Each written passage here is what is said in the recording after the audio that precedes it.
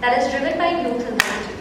Time and again, Manthan has come out with quality sessions with eminent speakers from across the country on the topics of national interest. Today, we have with us Professor Chetan Singh Solanki speaking on the topic Energy Swaraj, Steps Towards Using 100% Green Energy.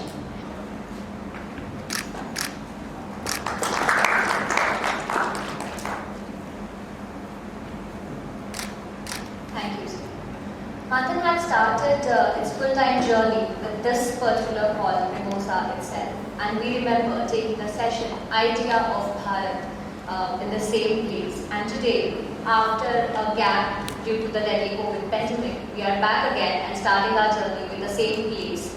And I hope, and many of you have joined us online as well, and the session too will be available in the later stages on our YouTube channels too. Before starting our today's session, let me introduce our speaker for today, Professor Chetan Singh Solanki.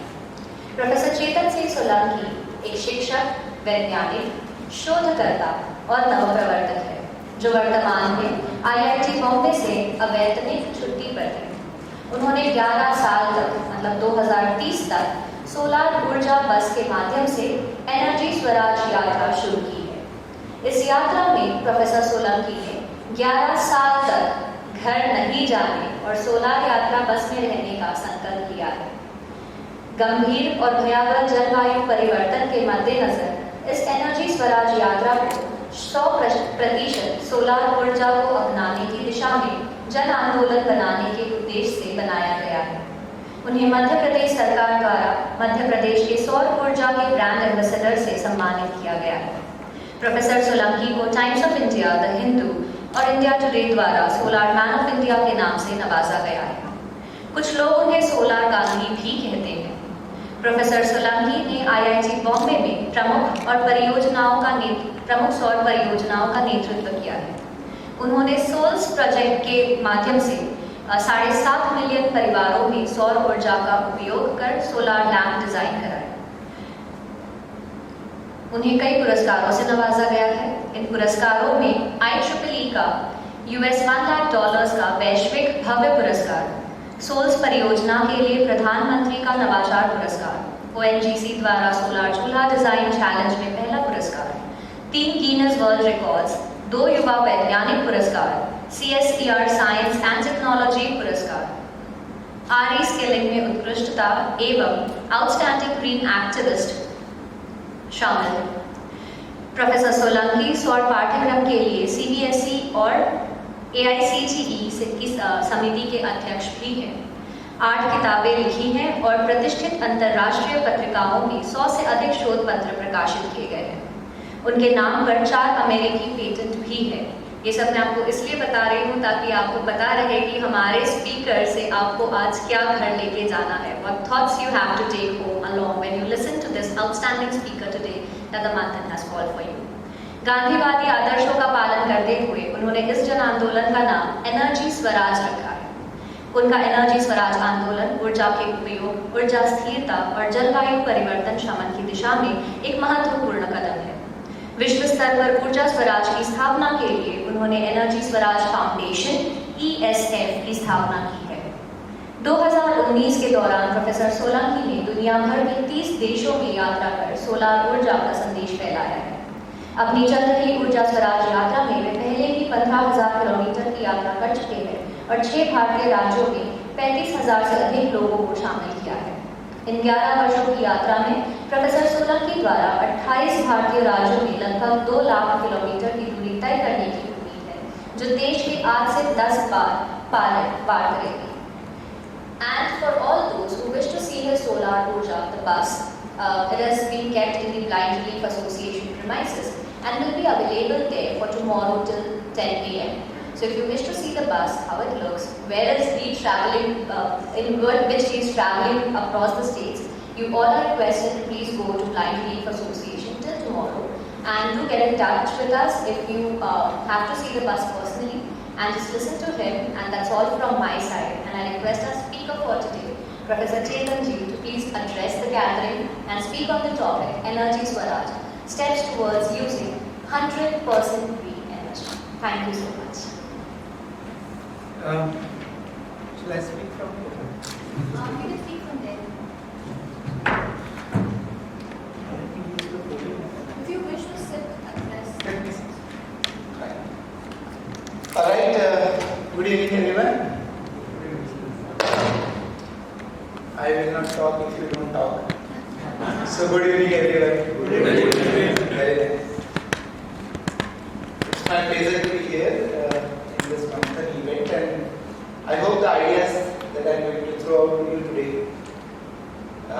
we are going to do some Manthan about who we are and what we are trying to do. And it's a very deep concern of humanity today, and that's why I am on this 11 years long journey, and there is a intense need of doing something like that. So I am going to talk to you a very serious topic of climate change, energy, what is my role. But before I do that, let me ask all of you, how are you all? All fine? That is the biggest problem of this world, that people are just fine. How come? With so much of science and so much of technology and so much of economic development, we are just fine. I feel there is something wrong in this world. भगवान भी सोचते होंगे इस इंसान को क्या क्या नहीं दिया, फ्रिज दे दिया, कूलर दे दिया, टीवी दे दिया, मोबाइल फोन दे दिया, एरोप्लेन दे दिया, ट्रेन दे दिया, सब कुछ दिया, फिर भी इंसान 5p अटका हुआ। Isn't it? गीता में लिखा है, देखो जितने भी कर्म हम करते हैं हमारे जीवन में, सबके पीछे एक ही उद्देश्य होता है, खुश होना। और लोग को मिलते नहीं जो बोले मैं खुश हूँ। हाँ, दुखी हैं तो बहुत अच्छे से एक्सप्रेस करते हैं, बताएं अरे मैं क्या बताऊँ मेरे जीवन में क्या चल रहा है, इतना दुख है करके इतना रो धो के बताएंगे दुखी है, पर कोई खुश है तो बोलेगा भी नहीं कि मैं खुश हूँ। Agree with me? इसलिए मैं नियम बनाया है कि मैं उन्हीं लोगों से बात करता हूँ जो खुश होते हैं। तो या तो आप खुश हैं या जबरदस्ती खुश हो जाए, जब तक 40-50 मिनट बात करने वाला। एग्री? yes. और खुश हैं तो उसका प्रूफ क्या है कि खुश हैं? स्माइल ऑन द फेस, है ना?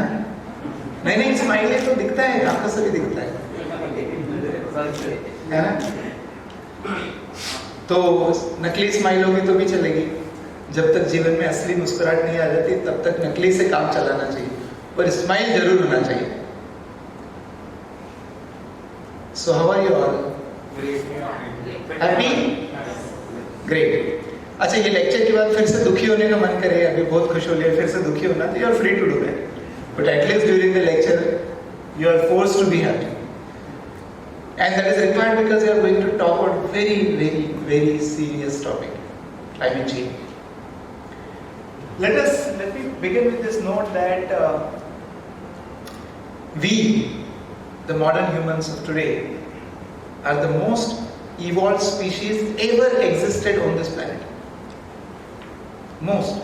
हमसे पहले इस ग्रह पे इतना इवॉल्व स्पीशीज कभी नहीं हुआ जितने हमें साइंटिफिकली एडवांस है, टेक्नोलॉजिकली है, इकोनॉमिकली है।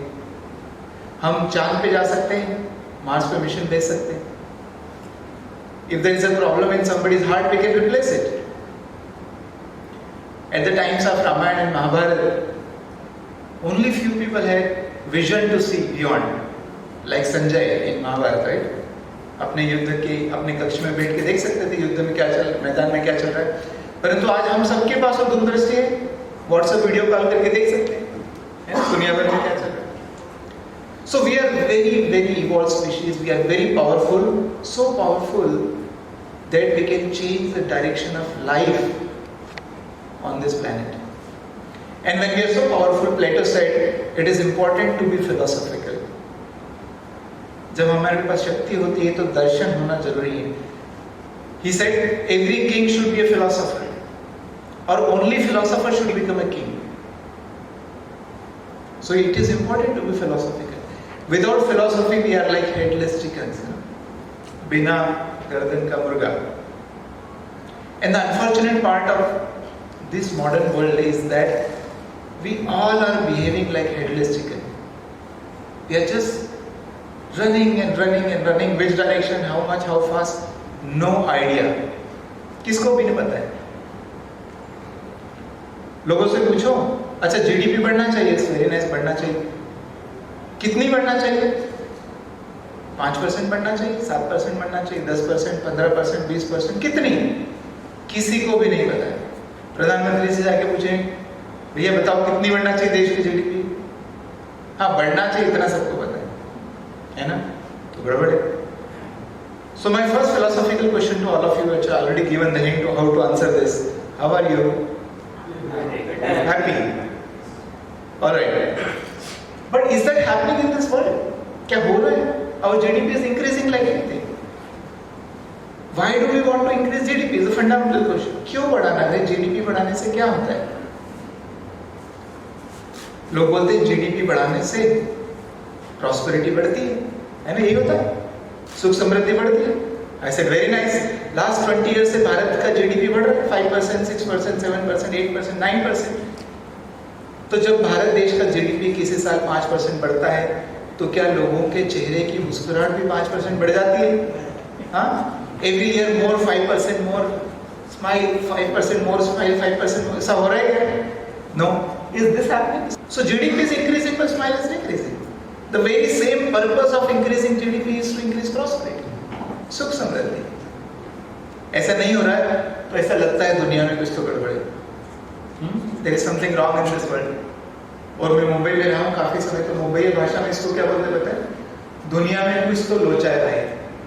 नहीं, लोचा है ऐसा कैसे हो सकता है? जीडीपी बढ़ रही, स्माइल ना हो। My second philosophical question is, what is the most important thing in your life? तुम्हारे जीवन में सबसे सबसे सबसे सबसे ज्यादा जरूरी क्या चीज है? Peace, very nice. और हाँ, खुद, satisfaction, very nice. What else? Health. लोग बोल नहीं रहे शर्मा के पर पैसे है ना? और क्या? पेरेंट्स, बच्चे, जॉब, पोजीशन, रिस्पेक्ट, ये सब चाहिए। बट यू नो व्हाट, जो सबसे जरूरी है जीवन में वो लिस्ट में नाम नहीं है। और तुम अकेले ऐसे प्राणी नहीं हो जो सबसे इंपॉर्टेंट चीज को भूल जाता है, ऐसे सब प्राणी है। मैं ये क्वेश्चन हर जगह पूछता है, जो जीवन में सच में सबसे महत्वपूर्ण, उसका ये लिस्ट में नाम ही नहीं आता। एंड आई गारंटी यू, मैं तुमको 100 चीजों का नाम लिखूंगा तो उसमें भी मिस हो जाएगा। तो एक काम करते हैं, हम सब लोग अपना नाक 60 सेकंड के लिए बंद कर लेते हैं। क्या करते हैं? You want to do this exercise? Close your nose. Don't breathe for 60 seconds. You will realize what is the most important thing in your life. You know the answer now? Any doubt? Air is so important for our life. But the most unfortunate part कि हमको होश भी नहीं है कि हमारे लिए जीवन में इतना महत्व है जिसके बिना 1 मिनट से ज्यादा जिंदा नहीं रह सकते। If it is so important, have you done something to protect the air, clean the air? ऐसा कुछ किया जीवन में? नहीं। Have you done something to pollute the air? Yes. So nice. शाबाश। सब लोग दिन रात मेहनत करते हैं कि हवा खराब हो जाए, जो हमारे जीवन का आधार है। पानी के बिना हम 3-4 दिन से जिंदा ज्यादा नहीं रह सकते। पानी को ठीक करने के लिए जीवन में कभी कुछ किया? नहीं। पानी को खराब करने के लिए बहुत कुछ। पवित्र से पवित्र नदियां, गंगा मैया, यमुना मैया में भी आप जाके 1 गिलास पानी डायरेक्टली नहीं पी सकते। So air is important, everything is important, water is important, soil is important, river is important. But what is happening? GDP is increasing, but nature is degrading. How come? Nature is base of your life. You can not survive on this planet without nature. हवा, पानी, मिट्टी, नदी के बिना नहीं रह सकते, computer के बिना रह सकते, मोबाइल फोन के बिना रह सकते, मकान के बिना रह सकते, यहां तक कि कपड़ों के बिना भी रह सकते, हवा के बिना नहीं रह सकते। तो जो हमारा लाइफ का सपोर्ट है, जो हमारे जीवन का आधार है, वो कैसे डिग्रेड हो सकता है? How come? इसलिए मुझे लगता है दुनिया में कुछ तो गड़बड़ है ना? Getting my point? सो कभी कभी मन में विचार आता है कि ये मॉडर्निटी है कि मूर्खता है? What do you think? Modernity है कि मूर्खता है? मॉडर्निटी की मूर्खता है। मॉडर्निटी की मूर्खता है। और ये सब किसने किया है? जो लोग वो समझदार रहते हैं बोलते हैं ये सब इंसानों ने किया है, मैंने थोड़ी किया है। किसने किया ये? मैंने किया, ये रियलाइज होना जरूरी ना। इंसान हम है और हम मैं खुद है, तो ये मैंने किया है, ये अनुभव में आना चाहिए। तो यदि मैंने किया है और ये हमारी स्टुपिडिटी, मूर्खता है इसकी, तो मूर्ख कौन हुआ? हेलो, कौन है मूर्ख? हाँ, वेरी नाइस। ये रियलाइजेशन बहुत जरूरी है कि जो हम करते हैं या कर रहे हैं या कर चुके हैं, वो किसी मूर्खता से कम में उसका हिसाब नहीं लगाया जा सकता। कैसे पंचतंत्र की कहानियों में है ना, जो व्यक्ति पेड़ की जिस ब्रांच पर बैठा उसी को काटता है, तो जो हमारे जीवन का आधार है, हवा, पानी, मिट्टी, जमीन है, उसी को खराब कर दिया। वो भी इतना बुरा खराब कर दिया। I'll show you some numbers. Each of these elements are in a bad shape. Air quality index 50 से कम होना चाहिए स्वस्थ जीवन के लिए। एक्चुअली शहरों में कितना होता है? 150, 200, 250, 300। दिल्ली में जाएंगे 400, 500। अभी 1.5 महीने पहले की बात है, दिल्ली के कुछ इलाकों में एयर क्वालिटी इंडेक्स 999 के ऊपर। अच्छा, 999 के बाद कोई एयर क्वालिटी इंडेक्स ही नहीं आता, सीमा ही नहीं, उसको भी क्रॉस कर गया। How hazardous it is. तो आश्चर्य होता है कि आज यदि कोई दिल्ली में बच्चा पैदा हो रहा है तो पहले श्वास से कितनी पॉल्यूटेड हवा ब्रीथ कर रहा है, और ये उसका क्या गलती बेचारे? और ये हम सबका क्राइम है जो हमने किया, ये हम सबका अपराध है जो हमने किया है कि ऐसा एक्चुअली ऐसा होता है। Forest is considered the lungs of the planet. 33% forest have been cut down. हमारे लंग्स को कोई 33% काट देगा तो क्या होगा? Water is so important in our life, but 500 million people suffers from water scarcity throughout the year, and 2/3 of the population, at least once in a year, they will be suffering from the water shortages. That is what we are. हम इतने आधुनिक होने के बावजूद आज हर व्यक्ति को पानी पीने को मिल जाए इसकी गारंटी नहीं कर सकते। तो ये आधुनिकता किस काम की? मिट्टी, हमने 33% मिट्टी को डस्ट बना दिया, केमिकल यूज कर करके डस्ट और धूल और मिट्टी में फर्क पता है? धूल में कुछ पैदा नहीं हो सकता। 33%। सो द क्वेश्चन इज कि ये हम इस स्टेज पे आ कैसे गए? हम आधुनिक होते होते ऐसे कैसे हो गए? What is the reason here? हम इस स्टेज पे कैसे पहुंच गए? और उसका एक ही कारण है कि जब से हमने एनर्जी का उपयोग करना चालू किया तब से ये गड़बड़ चालू है। और एनर्जी का उपयोग कब से करना चालू किया? ऐसा नहीं हम नेचुरल एनर्जी का उपयोग करते थे 1850 के पहले, परंतु 1850 के बाद में we started using coal, oil and gas. That is why all it is, but we have to do it. The whole world is a play of energy. पूरा दुनिया एनर्जी का खेल है। हमारे अंदर की ऊर्जा, बाहर की ऊर्जा। यदि अंदर की ऊर्जा, बाहर की ऊर्जा ठीक है तो हम ठीक है, अंदर की ऊर्जा ठीक नहीं, बाहर की ऊर्जा ठीक नहीं तो हम ठीक नहीं। हमारे अंदर की ऊर्जा ठीक नहीं आज की तारीख में, क्योंकि इतना विज्ञान, इतना टेक्नोलॉजी होने के बाद में सबके चेहरे पे मुस्कुराहट होना चाहिए, चमक होना चाहिए। ऐसा नहीं है। देखो लोगों के चेहरे कैसे होते हैं, क्यों? क्योंकि अंदर की ऊर्जा भी गड़बड़ है, और ऊर्जा गड़बड़ है तो चेहरे पर मुस्कुराहट नहीं होगी, चमक नहीं होगी। बाहर की ऊर्जा भी गड़बड़ है। जिस एनर्जी से हमारा प्रोजेक्टर चल रहा है, लाइट चल रहा है, गाड़ियां चल रही है, फैक्ट्रियां चल रही है, उस ऊर्जा की भी बहुत गड़बड़ है। बट ऊर्जा तो सब कुछ है, पूरा जीवन ही ऊर्जा का खेल है। Everything is energy and energy is everything. हर कुछ एनर्जी है। Sustainable development goals United Nation के 17 सस्टेनेबल डेवलपमेंट गोल्स हैं और उसके केंद्र में एनर्जी। हर सोशल इकोनॉमिक पैरामीटर है जो ग्रोथ का, उसका कनेक्शन एनर्जी के साथ होता है। हर पैरामीटर का कनेक्शन एनर्जी के साथ होता है, चाहे पॉवर्टी हो, हंगर हो, हेल्थ हो, एजुकेशन हो, विमेन एम्पावरमेंट हो, इक्विटी हो, कंजम्पशन हो, क्लाइमेट चेंज हो, यहाँ तक कि ग्लोबल पीस और पार्टनरशिप का संबंध भी एनर्जी से होता है। पर एनर्जी में गड़बड़ है, इसलिए दुनिया में गड़बड़। क्यों गड़बड़ है? द रीजन इज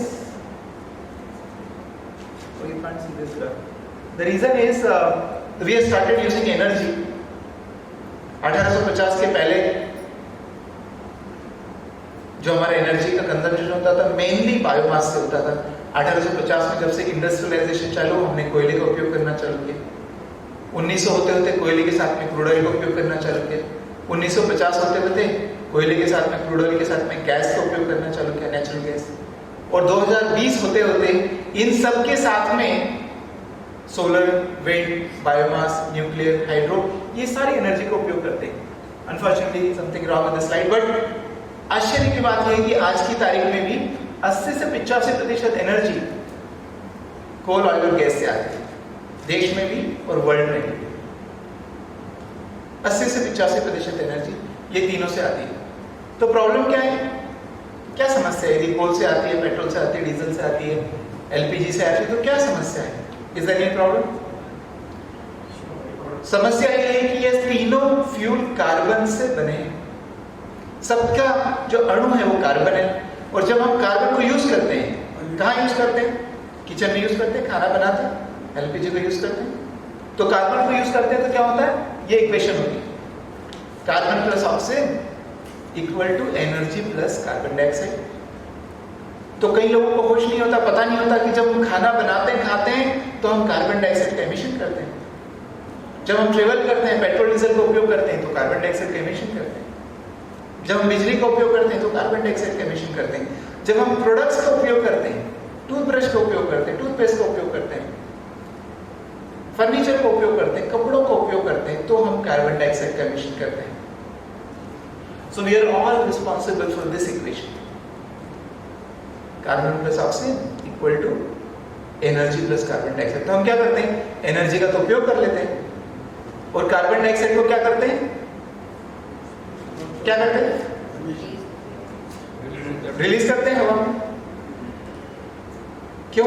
अपने पिताजी की जगह है ना, हमारे दादाजी छोड़ के गए, हमारे लिए नाना जी ने छोड़ा है, हवा में जगह है, जितना चाहे उतना कार्बन डाइऑक्साइड एमिट कर दो, कोई पूछने वाला नहीं, कोई बताने वाला भी नहीं, कोई रोकने वाला भी नहीं, है ना? ऐसे ही करते हैं। कार्बन डाइऑक्साइड वातावरण का कचरा है, गार्बेज है। जैसे किचन का गार्बेज होता है ना, जो हमको दिखता है, ये गार्बेज दिखता नहीं है। Carbon dioxide is a colourless and smellless gas, ये हमको दिखता नहीं है। आश्चर्य की बात यह है कि कितना गार्बेज फेंकते हैं, इसका भी होश नहीं है 99.99% लोगों को, पढ़े लिखे लोगों को भी नहीं। हम लोग घर से, किचन से कितना कचरा फेंकते हैं रोज, सब्जी भाजी का जो भी निकलता है 1-2 किलो पर डे, एक महीने में 50-60 किलो से ज्यादा नहीं होता होगा। ये कचरा कितना फेंकते पता है एक महीने में? Any guess?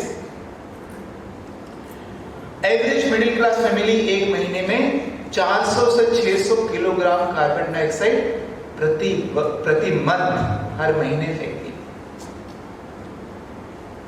10 गुना ज्यादा। सिर्फ इतना नहीं है, ये जो कचरा हम किचन से फेंकते हैं, ये बायोडिग्रेडेबल होता है, 3-4-5 महीने में डाइजेस्ट हो जाता है, डिग्रेड हो जाता है, प्लास्टिक को छोड़ के। पर ये जो कचरा फेंकते हैं, पता है इसकी लाइफ क्या है? 300 साल। On an average, the carbon dioxide remains in the atmosphere for 300 years, up to 1000 years. On an average 300 years. तो दो प्रॉब्लम, एक तो 10 टाइम ज्यादा फेंकते हैं, दूसरा खत्म भी नहीं होता, जाके एक्यूमुलेट होता रहता है, इकट्ठा होता रहता है, इकट्ठा होता रहता है। As a result of that, and not only, ये carbon dioxide is not a neutral gas, it is a greenhouse gas. है ना? तो ये हवा में है तो कुछ करेगी, क्या करेगी? Green house effect. What is green house effect? Warming, heating up. तो ये ग्रीन हाउस का काम करती। कितनी मात्रा में कार्बन डाइऑक्साइड हवा में वातावरण में होता है? This is the graph for last 1000 years. 1000 साल तक कार्बन डाइऑक्साइड का कॉन्सेंट्रेशन कांस्टेंट हुआ करता था वातावरण में, 280 ppm के आसपास। परंतु जब से हमने ये कोल ऑयल एंड गैस का उपयोग करना चालू किया, CO2 एमिशन चालू किया, look at this, how fast it is increasing. आज की तारीख में कार्बन डाइऑक्साइड का कॉन्सेंट्रेशन 418 ppm है, पार्ट्स पर million, 48% extra, 48% extra carbon dioxide वातावरण में। तो 48% एक्स्ट्रा है तो क्या हो रहा है? 48% एक्स्ट्रा वार्मिंग हो रही है, 48% एक्स्ट्रा हीटिंग हो रही है। इतनी तेजी से हो रही है कि look at how temperatures are rising. Global temperature as compare to 1970 का एवरेज देखेंगे तो इतनी गति से बढ़ रहा है। ग्लोबल टेम्परेचर आज की तारीख में लगभग 1.1 डिग्री सेंटीग्रेड बढ़ गया। अच्छा, किसका बढ़ गया है? इतने बड़े ग्रह का टेम्परेचर बढ़ गया है। अपना ग्रह छोटा मोटा नहीं है, 1.1 डिग्री सेंटीग्रेड। यदि पिछले 60 महीने का एवरेज निकालेंगे रेड कर, it is at 1.2 degree centigrade. यदि पिछले 12 महीने का एवरेज निकालेंगे, इट्स इवन हायर। आज मनुष्य के इतिहास के सबसे ज्यादा 7 गर्म हॉटेस्ट ईयर्स पिछले 7 साल रहे हैं। सो हमें होश भी नहीं कि कितने तेजी से ग्लोबल वार्मिंग एक्सेलरेट हो रही है। कितना तेजी से? 1.1 डिग्री सेंटीग्रेड टेम्परेचर बढ़ गया अभी तक, which is equal to 2 degree Fahrenheit, almost 1.98 degree Fahrenheit. इतने बड़े ग्रह का तापमान 2 डिग्री फ़ारेनहाइट बढ़ चुका है। जब बॉडी का टेम्परेचर 98 डिग्री फ़ारेनहाइट होता है, 2 डिग्री फ़ारेनहाइट बढ़ता है तो क्या बोलते हैं? शरीर को बुखार आया है। जब ग्रह का टेम्परेचर 2 डिग्री फ़ारेनहाइट बढ़ गया तो क्या बोलेंगे? प्लेनेट को बुखार आया। और हमको बुखार आता है तो क्या होता है? ठीक से खा नहीं सकते, ठीक से सो नहीं सकते, ठीक से काम नहीं कर सकते, बैलेंस गड़बड़ होता है। ठीक उसी तरह से प्लेनेट का भी बैलेंस गड़बड़ है। कोई कंट्रोल नहीं वेदर पे। कभी ठंड हो जाएगी, कभी बारिश हो जाएगी, अचानक बढ़ जाएगी, अचानक कम हो जाएगा, बाढ़ आ जाएगी, सूखा पड़ जाएगा, बीमारियां फैल जाएगी, जंगलों में आग लगेगी। The entire planet and it's ecosystem has lost the balance. ये हो रहा है।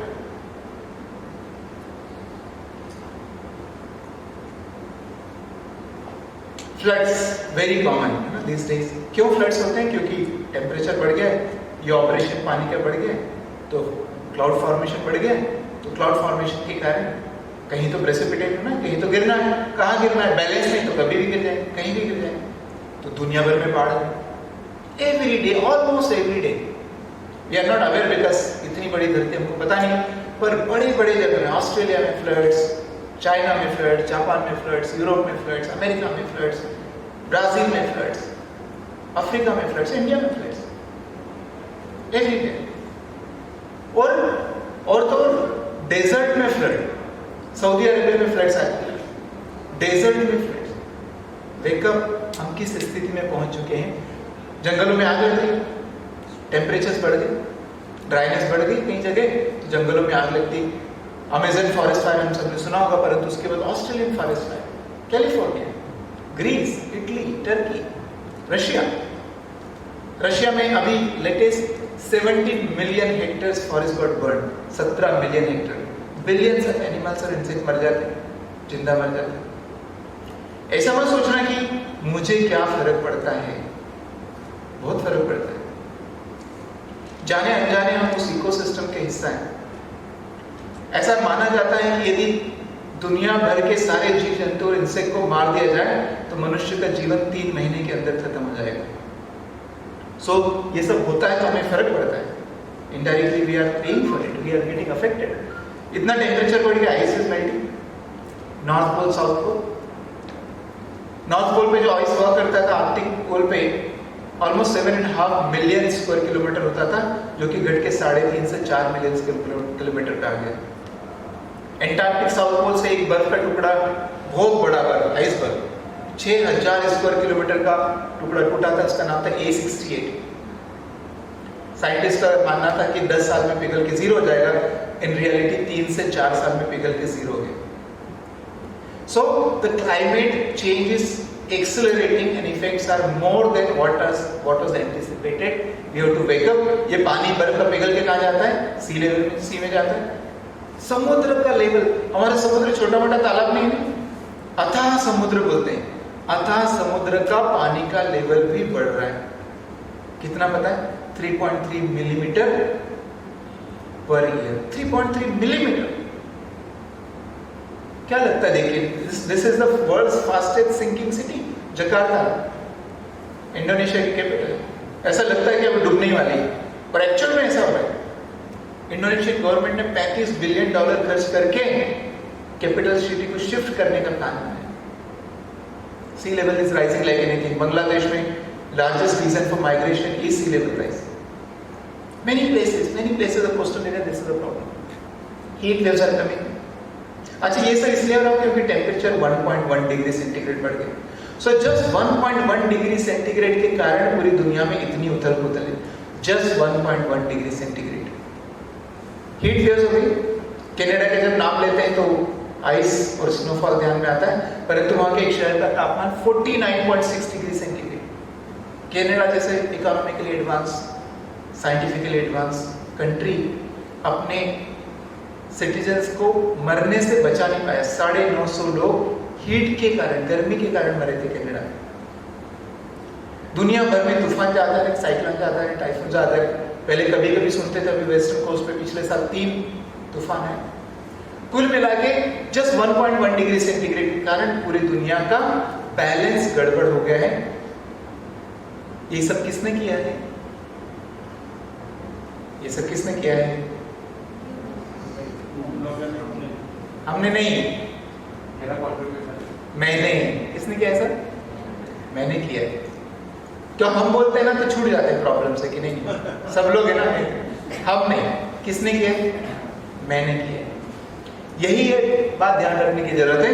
क्लाइमेट साइंटिस्ट बोलते हैं we should stop the global warming at 1.5 degree centigrade, ideally ज्यादा से ज्यादा 2 डिग्री सेंटीग्रेड।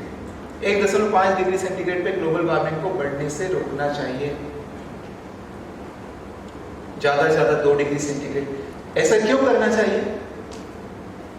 ऐसा नहीं है कि 1.5 डिग्री सेंटीग्रेड पे कुछ प्रलय आ जाएगा अचानक और सब लोग मर जाएंगे। नहीं, इतनी आसान मौत प्रकृति तुमको नहीं देने वाली, बिल्कुल नहीं। कैसे होगा? एक पिक्चर में, मूवी में, जो खतरनाक विलेन होता है ना, वो हीरो को कैसे मारता है? कैसे? तड़पा तड़पा के। ये नेचर तुमको तड़पा तड़पा के ही मारने वाली है। क्यों? 1.5 डिग्री सेंटीग्रेड पे क्या होगा? Global temperature will cross, when it is crossing, ये क्लाइमेट में जो चेंज है वो इरिवर्सिबल होना चालू होगा और 2 डिग्री सेंटीग्रेड होते होते पूरा इरिवर्सिबल हो जाएगा। इसका मतलब क्या? इरिवर्सिबल मतलब you can not come back. ये लक्ष्मण रेखा जैसा है, इसको कूद दे तो वापस नहीं आ सकते। You can not come back.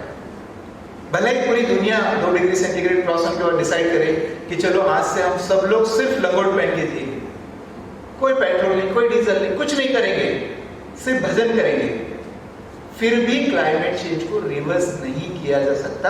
It's a irreversible process. Therefore यदि कुछ करना है तो अभी करना है, बिकॉज हम ऑलरेडी ऐसी स्थिति में आ गए हैं कि अभी नहीं तो कभी नहीं। We are already in that state. करना चाहते हैं? You want to solve the problem? Climate change को रोकना चाहते हैं?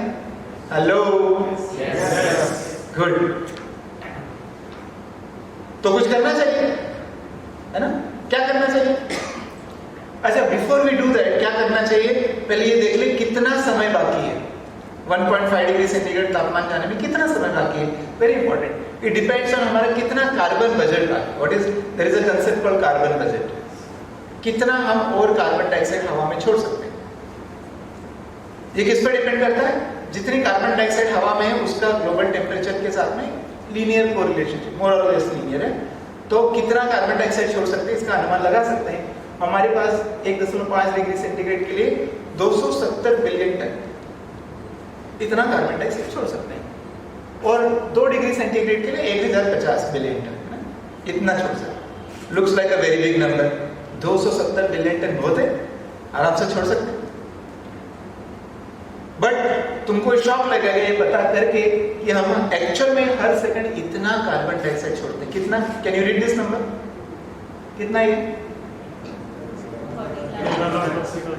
13 लाख किलोग्राम कार्बन डाइऑक्साइड कितनी देर में छोड़ते हैं? Every second. एक सेकेंड कितना होता है? एक सेकेंड इतनी देर में कितना? 13 lakh kilogram. Just this much time, imagine 13 lakh इतनी देर में 13 लाख किलोग्राम कार्बन डाइऑक्साइड हम छोड़ते हैं। तो एक्चुअली ये नंबर बड़ा है परंतु ये भी बड़ा है, तो दोनों को डिवाइड करेंगे तो क्या होगा? ये संख्या है। You can also do your maths. This is what is called climate clock. Climate clock वो समय बताता है कि हमारे पास 1.5 डिग्री सेंटीग्रेड जाने में कितना समय बाकी है। 7 साल 255 दिन। ये कब की बात है? ये नवंबर की बात है जब मैंने स्क्रीनशॉट लिया था। आज की तारीख में 7 years and 167 days only। 7 years and 167 days। यदि कुछ करना है इतने समय में करना चाहिए। क्या करना चाहिए? ये क्लॉक क्या बताती है? क्लॉक बताती है कि हमें ग्लोबल टेम्परेचर को 1.5 डिग्री सेंटीग्रेड पे लिमिट करना है, तो कार्बन डाइऑक्साइड एमिशन को 0 करना पड़ेगा इतने समय में। 0 करना पड़ेगा। 0 करने के लिए क्या करना पड़ेगा? कार्बन के स्रोत को छोड़ना पड़ेगा। क्या स्रोत है कार्बन का? Petrol, diesel, gas, LPG, CNG, that's it. इतना छोटा सा काम करना है। If at all you want to survive, because this is not a simple problem. ये सिर्फ वेदर सिस्टम चेंज का प्रॉब्लम नहीं है, ये बहुत कॉम्प्लेक्स प्रॉब्लम। और ये प्रॉब्लम सिर्फ वेदर सिस्टम चेंज होने का होता तो शायद मैं 11 साल की यात्रा नहीं करता, परंतु ये प्रॉब्लम ऑलरेडी मनुष्य प्रजाति के अस्तित्व पे ही प्रश्न चिन्ह है। क्या मनुष्य का जीवन रहेगा आज के 100 साल बाद, 125 साल बाद, 150 साल बाद? कितना रहेगा, किस आधार पे रहेगा, वही एक बड़ा प्रश्न चिन्ह हो गया। दलाई लामा ने एक स्टेटमेंट दिया था 1.5 साल पहले। He said, more and more people are realizing that existence of humanity is at stake। मनुष्य प्रजाति का अस्तित्व ही खतरे में है, और सिर्फ प्राणायाम करने से, ध्यान करने से, मेडिटेशन करने से कुछ नहीं होने वाला है। एक्शन लेना पड़ेगा, कुछ एक्शन लेना पड़ेगा। और कब लेना पड़ेगा? अभी लेना पड़ेगा। परंतु क्या है, ये जो आधुनिक मनुष्य है ये मूर्ख तो ही, हमने देख लिया पहले, पर ये बहुत ही बड़े कॉन्ट्रडिक्शन में फंसा हुआ है, विरोधाभास में फंसा हुआ है। क्या हमें ग्रोथ चाहिए पर क्लाइमेट चेंज कम करना है? ग्रोथ यदि करना है तो एनर्जी लगती, और 85% energy coal oil and gas से आती, तो ग्रोथ करने जाएंगे तो क्लाइमेट चेंज हो जाएगा। तो एक तरफ तो हमें ग्रोथ करना है तो एनर्जी बढ़ाना है, और क्लाइमेट चेंज को ठीक करना है तो एनर्जी के सप्लाई को कम करना है। ये तो कॉन्ट्रडिक्शन हो गया। कैसे सॉल्व करेंगे इसको? What is the way out? और मुझे लगता है कि ये, चूंकि ये अस्तित्व की बात है, ये सर्वाइवेबिलिटी की बात है, मुझे लगता है जो इस समस्या को हल करेगा, क्या समस्या? ग्रोथ हो जाए पर क्लाइमेट चेंज ना हो, ये समस्या है। तो जो इस समस्या को हल करेगा उसको 1-2 नोबेल प्राइज नहीं, 8-10 नोबेल प्राइज मिलना चाहिए। इतना बड़ा समस्या है। आप में से किसी को नोबेल प्राइज चाहिए? अरे किसी को नहीं चाहिए, किसी को भी नहीं चाहिए। माय गॉड, फिर समस्या कैसे हल होगी? यदि नोबेल प्राइज चाहिए तो सिंपल काम है, इंश्योर ए सिस्टम, ऐसा एक सिस्टम डेवलप करें जिससे ग्रोथ हो जाए परंतु क्लाइमेट चेंज नहीं हो। तो क्या सॉल्यूशन हो सकता है? इस समस्या का क्या सॉल्यूशन हो सकता है? इसका रिन्यूएबल एनर्जी सॉल्यूशन हो सकता है, परंतु वो सबसे इंपॉर्टेंट बात है कि कैसे सॉल्यूशन होना चाहिए। मैं आपको बताता हूं, ये सॉल्यूशन एक ही हो सकता है। इसको करना है तो समय बहुत कम है, तो हमें क्या करना चाहिए? ड्रास्टिक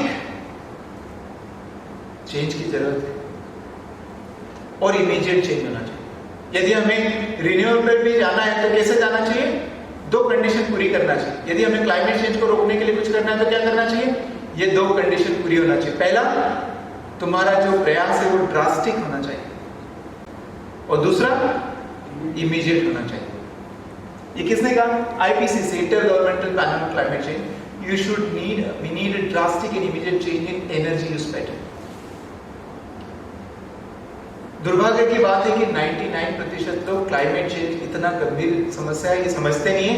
जो 1% लोग समझते हैं उसमें से 99% ये नहीं समझते कि जो प्रयास करते हैं कुछ भी नहीं है, इसलिए करेक्शन का प्रयास लगभग जीरो के बराबर। उदाहरण के लिए, कई लोगों को लगता है कि पेड़ पौधे लगाने से क्लाइमेट चेंज रुकेगा। आपको लगता है? यदि लगता है तो आज से समझ जाए कि ऐसा बिल्कुल संभव नहीं है, बिल्कुल भी नहीं। क्यों? ड्रास्टिक चेंज नहीं होगा। एक पेड़ को लगाने में, उसको वयस्क होने में 15-20 साल लगते हैं, 10 साल लगते हैं कम से कम, तब जाके वो 1 से 1.5 टन कार्बन डाइऑक्साइड का अवशोषण करता है।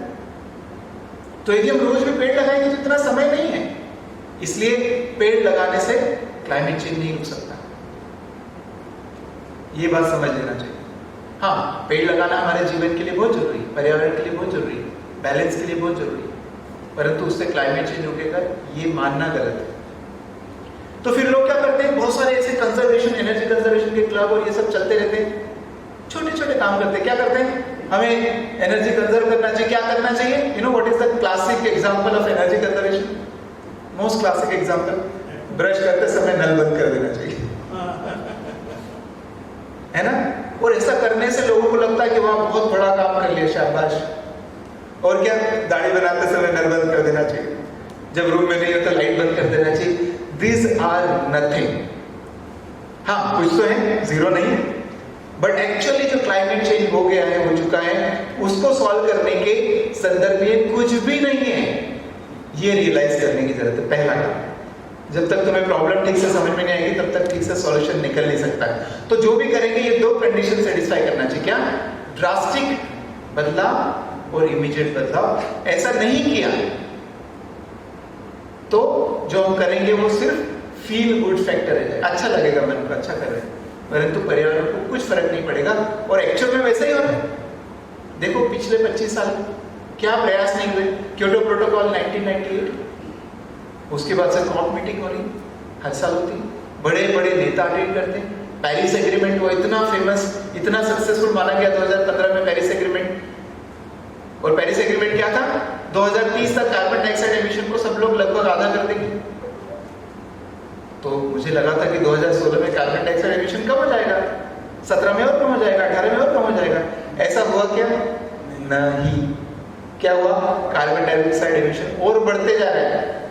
इसका मतलब हम जो करते हैं वो ड्रास्टिक नहीं, इमीडिएट नहीं, सफिशिएंट नहीं, इसलिए क्लाइमेट चेंज बढ़ते ही जा रहा है, एक्सलेट ही होते जा रहा है।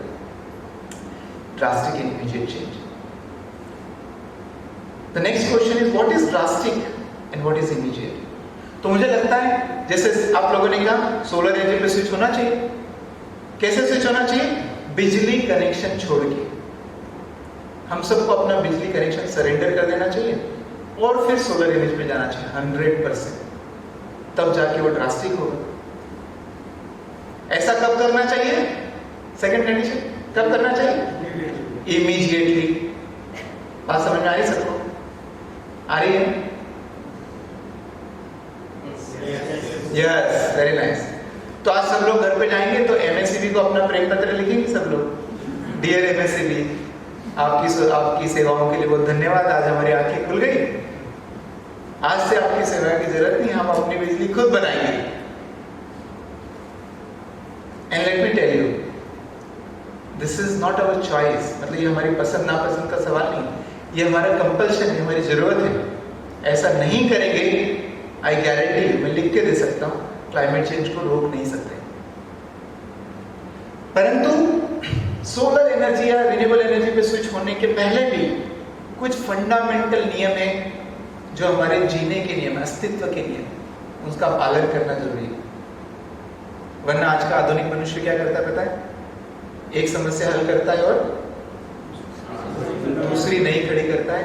यदि ऐसा होता तो मैं बहुत खुश होता, क्योंकि हम बैलेंस में रहते। एक समस्या गई, दूसरी आई, एक गई, दूसरी आई, तो बराबर समस्या हमारे पास बनी गई। परंतु आज ऐसा नहीं है। आज क्या, एक समस्या हल करता आदमी दो नहीं खड़ी करता है कि नहीं? तभी तो ज्यादा समस्या है। डिप्रेशन, वायलेंस, टेंशन, स्ट्रेस, अस्पतालों में भीड़, ये वो, इंश्योरेंस, क्या क्या नहीं, तो एक समस्या हल करके दो नहीं खड़ी करते। क्यों? क्योंकि हम चीजों को ठीक से नहीं करते। तो क्या करना चाहिए? क्लाइमेट चेंज समस्या को हल करना है तो कुछ आधारभूत नियम है, उसका पालन करना चाहिए, फंडामेंटल नियम। और जो फंडामेंटल नियम, इसका मतलब क्या होता है? फंडामेंटल इसका मतलब क्या? वो तुम्हें पसंद हो या नहीं पसंद हो, लागू होते ही। फॉर एग्जाम्पल न्यूटन का नियम, every action is a reaction. तुम ये नहीं बोल सकते न्यूटन मुझे पसंद नहीं है, मैं नियमों का पालन नहीं करूंगा, ऐसा नहीं बोल सकते। फंडामेंटल है, वो तुम पे एप्लीकेबल होते हैं। जो मैं आपको दो नियम बताने वाला हूं, तुम्हें पसंद हो या नहीं पसंद हो, तुम्हें पालन करना ही पड़ेगा यदि मनुष्य जीवन के अस्तित्व को धरती पर बनाए रखना है। क्या फंडामेंटल है? गांधी जी बोलते थे, देखो दुनिया में सबकी जरूरत के लिए पर्याप्त है, किसी के लालच के लिए नहीं। हम सब ने पढ़ा है। अच्छा, सिर्फ गांधी जी की बात नहीं, हमारी गीता में भी लिखा है, हमारे इच्छाओं पे सीमित होना हर धर्म में कहा जाता है, यूनिवर्सल चीज है। पर गांधी जी ने उसको बहुत अच्छे तरीके से कहा था, दुनिया में सबकी जरूरत के लिए पर्याप्त है, किसी के लालच के लिए नहीं। कब कहा था? आज के लगभग 100 साल पहले। क्यों भाई? उस समय तो कोई समस्या नहीं थी, न क्लाइमेट चेंज था, न इंडस्ट्री थी, न पानी, नदियों में भी पानी ठीक था, स्वस्थ था। तो उस समय उनको कहने की क्या जरूरत पड़ गई? क्या समस्या थी, क्या प्रॉब्लम थी? ये इसलिए क्योंकि यही क्या बोलते हैं, सत्य है, यही यूनिवर्सल है, यही फंडामेंटल है। तो इसका कारण ये हो सकता है कि जो हमारा बड़ा वाला घर है, छोटा वाला नहीं, बड़ा वाला घर, जो धरती है वो सीमित है। धरती पे चाहे जितना जनसंख्या बढ़ा लो, चाहे जितना जरूरतें बढ़ा लो, चाहे जितनी फैक्ट्रियां लगा लो, क्या हम चाहें तो सब मिलकर धरती को खींच तान के बड़ा कर सकते हैं? नहीं कर सकते। क्या हम धरती पे पानी की मात्रा बढ़ा सकते हैं? क्या धरती पे हवा बढ़ा सकते हैं? मिट्टी बढ़ा सकते हैं? खनिज पदार्थ बढ़ा सकते हैं? कुछ भी नहीं बढ़ा सकते, क्योंकि धरती पे हर कुछ सीमित है, फिक्स है, फाइनाइट है। परंतु ये आधुनिक मनुष्य को क्या लगता है? उसको लगता है कि प्रोडक्शन और कंजम्पशन बढ़ते रहना चाहिए, जीडीपी बढ़ते रहना चाहिए। क्या ऐसा संभव है? बिल्कुल नहीं। हाँ, ऐसा एक कंडीशन में ऐसा संभव है, जब हम चोरी करें तो ऐसा कर सकते हैं, चोरी करें तो कर सकते हैं। चोरी किसको बोलते हैं? जब हमने किसी से 100 रुपए लिए, वापस दे दिए तो बोलते हैं लोन लिया था, उधार लिया था। किसी से 100 रुपए वापस लिए और वापस ही नहीं दिए तो क्या बोलेंगे? चोरी की, बदमाशी की, गबन किया। जब से ट्यूबवेल टेक्नोलॉजी आई है, हमने जमीन से पानी निकालना सीख लिया है, परंतु पानी डालना तो सीखा ही नहीं, इसलिए पानी का लेवल कम हो रहा है। इसलिए हमने क्या किए? पानी की चोरी की। जो चोरी करता है उसको क्या बोलते हैं? क्या बोलते हैं? अरे हेलो, चोर, वेरी नाइस। तो चोर कौन है? मैं हूं चोर, है ना। ये चोरी करने से ये संभव है। जंगल चोर लिए, 33% जंगल काट दिए, पानी चुरा लिया, मिट्टी चुरा ली, तब जाके ऐसा कर पाए। परंतु ये फंडामेंटल लेवल पे पॉसिबल ही नहीं है। इसलिए अस्तित्व का पहला नियम क्या? In an ecosystem of finite resources there has to be finite consumption. यदि हमारे संसाधन सीमित हैं तो हमारी जरूरतें सीमित ही होना चाहिए, और कोई अल्टरनेटिव हो नहीं सकता। बात समझ में आ रही सबको? तो यदि सस्टेनेबिलिटी लाना है, जीवन में क्लाइमेट चेंज को बचाना है, तो सबसे पहला क्या काम करना पड़ेगा? जरूरतों को सीमित करना पड़ेगा, फाइनाइट करना पड़ेगा। ये बहुत अच्छे से समझ लें, इसका उल्लंघन नहीं कर सकते हम जो दिन रात करते हैं। दूसरा, गांधी जी कहते थे देखो मास प्रोडक्शन नहीं करना चाहिए, प्रोडक्शन बाय मासेस करना चाहिए। और कई सारे लोगों ने कहा, टॉलस्टॉय ने कहा, E.F. शूमाकर एक ब्रिटिश इकोनॉमिस्ट थे, उन्होंने भी लिखा है, स्मॉल इज ब्यूटीफुल एक किताब लिखी थी, उन्होंने लिखा है। क्या मास प्रोडक्शन नहीं कर सकते, प्रोडक्शन बाय मासेस होना चाहिए। क्यों? क्योंकि जब भी हम मास प्रोडक्शन करते हैं, जब भी सेंट्रलाइजेशन करते हैं, जब भी केंद्रीकरण करते हैं, उसका जो फ्रूट होता है, उसका जो वेल्थ होता है, वो हमेशा अनइक्वली डिस्ट्रीब्यूट होता है। और जब अनइक्वली डिस्ट्रीब्यूट होता है तो समाज में असमानता फैलती है, और असमानता फैलेगी तो अशांति फैलेगी, अशांति फैलेगी तो हिंसा होगी, गड़बड़ होगी। और देखो मनुष्य के इतिहास पिछले 40 साल उठा के देख लो, हमारा साइंस बढ़ गया है, टेक्नोलॉजी बढ़ गई है, इकोनॉमिक बढ़ गई है, तो क्या हमारा प्रेम भाव बढ़ा है लोगों के बीच में? नहीं। भाईचारा बढ़ा है? नहीं। हिंसा बढ़ी है? हाँ। क्यों? क्योंकि ये मॉडल गड़बड़ है, ये नहीं कर सकते। एक परिवार में पिताजी के पास सीमित संपत्ति होती है, पिताजी ने किसी एक 4 बच्चे, मान लो किसी एक बच्चे को ज्यादा संपत्ति दे दी, ऐसा तभी हो सकता है जब किसी एक बच्चे को कम दे, है ना, क्योंकि सीमित है। तो हम जो ये गड़बड़ करते हैं डिस्ट्रीब्यूशन में, उसके कारण भी समाज में गड़बड़ है, और ये बहुत बड़ी समस्या का कारण हो सकता है। इसलिए दूसरा नियम अस्तित्व का क्या है? In an ecosystem of finite resources there has to be distributed production. हमारा प्रोडक्शन डिस्ट्रीब्यूटेड ही होना चाहिए। ये नहीं किया तो हम अस्तित्व में नहीं रह सकते। तो 2 नियम हो गए, limit your consumption and localise your production. Simple है ना?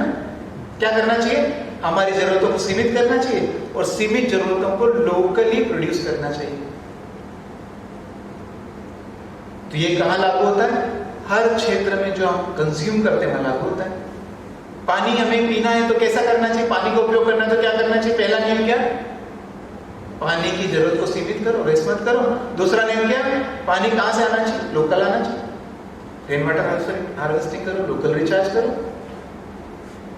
खाना यदि खाना है तो क्या करना चाहिए? पहला नियम, जरूरतों को सीमित करो, वेस्ट मत करो, दुरुपयोग मत करो। दूसरा नियम, खाना लोकल पैदा होना चाहिए। ऐसा नहीं आलू 500 किलोमीटर दूर से आ रहे हैं, टमाटर 800 किलोमीटर दूर से आ रहे हैं, गड़बड़ है।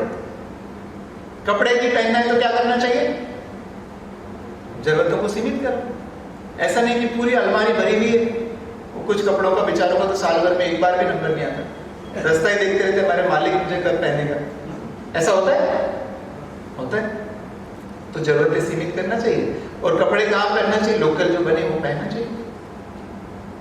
एनर्जी का उपयोग करना है यदि, तो क्या करना चाहिए? पहला नियम, एनर्जी के कंजम्पशन को लिमिटेड करो, और फिर जो लिमिटेड कंजम्पशन है उसको लोकल प्रोड्यूस कर लो। जरूरतें कम करो, लोकल प्रोड्यूस कर लो, कनेक्शन छोड़ दो, अपने छत पे प्रोड्यूस कर लो। ऐसा करेंगे तो एनर्जी स्वराज होगा। Limit your consumption, localise your production. ऐसा करेंगे तो हम एनर्जी स्वराज को अपनाएंगे, और एनर्जी स्वराज को अपनाएंगे तो सिर्फ एक समस्या को हल नहीं कर रहे हैं, सिर्फ एनर्जी की समस्या को नहीं हल कर रहे हैं, मेरे ख्याल से बहुत सारी देश की समस्याओं को हल कर रहे हैं। जब एनर्जी स्वराज होगा, सब अपनी अपनी जरूरतें खुद पूरी करने लगेंगे, अपनी छत पे करेंगे, तो हमें बहुत सारे लोगों की आवश्यकता होगी। बहुत सारे लोग इंस्टॉल करेंगे, बहुत सारे लोग उसको सर्विस करेंगे, रिपेयर मेंटेन करेंगे, बहुत सारे लोगों की आवश्यकता होगी, तो बहुत सारे रोजगार पैदा होगा, स्किल डेवलपमेंट होगा। अच्छा, लोकल होगा तो जो पैसा है वो लोकल अर्थव्यवस्था में घूमेगा, तो लोकल अर्थव्यवस्था मजबूत होगी। हमने IIT बॉम्बे में एक प्रोजेक्ट किया, तो 10,000 महिलाओं को सोलर का काम सिखाया, तो महिलाओं को इसमें जोड़ सकते हैं, हमारी अर्थव्यवस्था में महिलाओं को जोड़ सकते हैं। भारत देश 12 लाख करोड़ रुपए खर्च करता है एनर्जी इंपोर्ट करने के लिए, 12 लाख करोड़ हर साल। प्रधानमंत्री जी कहते हैं एनर्जी में आत्मनिर्भरता की जरूरत है, और एनर्जी में आत्मनिर्भरता तभी आ सकती है जब हम अपने लेवल पे आत्मनिर्भर बनना चालू करें। तो यदि हम एनर्जी स्वराज को अपना लेंगे तो विदेशी मुद्रा भी बच जाएगी, एनर्जी इंपोर्ट बच जाएगा, एनर्जी इंपोर्ट बचेगा, इंपोर्ट कम करेंगे तो देश की सिक्योरिटी बढ़ेगी, एनर्जी सिक्योरिटी बढ़ेगी, और क्लाइमेट चेंज तो रुक ही रहे। तो कहने का मतलब कि एनर्जी स्वराज को अपनाएं तो एक नहीं बहुत सारे समस्याओं को हल कर सकते हैं। ये बहुत पावरफुल मॉडल हो सकता है, बहुत पावरफुल टूल हो सकता है। और ऐसा नहीं कि ये सिर्फ हमारे देश के लिए एप्लीकेबल है, ये विश्व के सभी देशों के लिए एप्लीकेबल हो सकता है, अमेरिका के लिए भी हो सकता है, यूरोप के लिए भी हो सकता है, अफ्रीका के लिए भी हो सकता है। तो हमें एनर्जी स्वराज की जरूरत है, और सोलर एनर्जी पे 100% जाना है, स्विच करना है, आत्मनिर्भर बनना है, बिजली कनेक्शन छोड़ना है, तो बहुत सोच समझ के करना चाहिए, आंधाधुंध नहीं करना चाहिए, माइंडलेस नहीं करना चाहिए, वरना हम फिर एक नई समस्या खड़ी करेंगे। इसलिए लोगों को गाइड करने के लिए मैंने 3 स्टेप अप्रोच बनाई, उसका नाम है AMG अप्रोच, AMG रूल। क्या करना चाहिए? 100% सोलर पे जाना चाहिए। तो पहला काम क्या करना चाहिए?